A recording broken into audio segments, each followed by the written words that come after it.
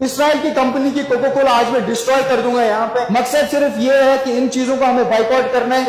Hitler نے کہا تھا کہ خوبصورت عورت جہاں بھی دیکھو مار دو، کیونکہ خوبصورت عورت معاشرے میں شعر پیدا کرتی ہے، جبکہ ہمیں سپاہیوں کی ضرورت ہے. میں کہتا ہوں ایسے جاہل پاگل جہاں بھی دیکھو ان کو کسی قریبی پاگل خانے میں جمع کروا دو، کیونکہ ہمیں عقل مندوں کی ضرورت ہے، اور ویسے بھی ہم دنیا سے بہت پیچھے چل رہے ہیں. بھائی صاحب، اسرائیل کو ٹکے کا فرق نہیں پڑتا کہ آپ نے اس کی پیپسی لے کر پی ہے یا نالی میں بہا دی ہے. اس نے بیچنی تھی اور آپ نے خرید لی. اسرائیل کو ٹکے کا فرق نہیں پڑتا کہ اس کے چپس آپ نے لے کر کھائے یا کچرے میں پھینک دیے. اس کا مقصد بیچنا تھا جو تم نے خرید لیا. بھائی صاحب، اسرائیل کو جھانٹ برابر بھی فرق نہیں پڑتا کہ آپ اس کی کولگیٹ سے دانت صاف کرتے ہیں یا فلش میں بہا دیتے ہیں. دوسری بات یہ کہ پاکستان میں آپ کو جتنی بھی ایسی پروڈکٹس ملتی ہیں وہ 99.9% جعلی ہوتی ہیں، کیونکہ یہ آپ ہی کے محلے میں بیٹھا کوئی حاجی عبدالغفور صاحب یہ مصنوعات بنا کر لیبل ان برانڈز کے لگا رہا ہوتا ہے.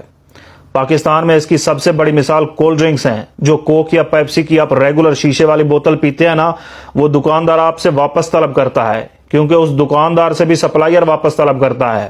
البتہ باہر کے ملکوں میں اگر آپ یہی بوتل لیں گے تو یہ واپس کرنے کی ضرورت نہیں ہوتی، کیونکہ کسی اوریجنل کمپنی کو یہ بوتل واپس نہیں چاہیے، جبکہ محلے کی نکر میں جعلی پیپسی بنانے والے حاجی برکت صاحب کو یہ بوتل واپس چاہیے، کیونکہ وہ جعلی ڈرنک تو بنا سکتا ہے لیکن وہ بوتل نہیں بنا سکتا. اگر اسرائیل کی ان پروڈکٹس کا بائیکاٹ کرنا ہے تو پہلے کوئی صرف ایک اس مقابلے کی پروڈکٹ بھی لا کر دو جو اسرائیلی پروڈکٹ کی کوالٹی کے برابر ہو. معذرت کے ساتھ بنایا آج تک ہم لوگوں نے 4 پائے کے سوا کچھ نہیں ہے، اور نکلے ہم دنیا کا بائیکاٹ کرنے.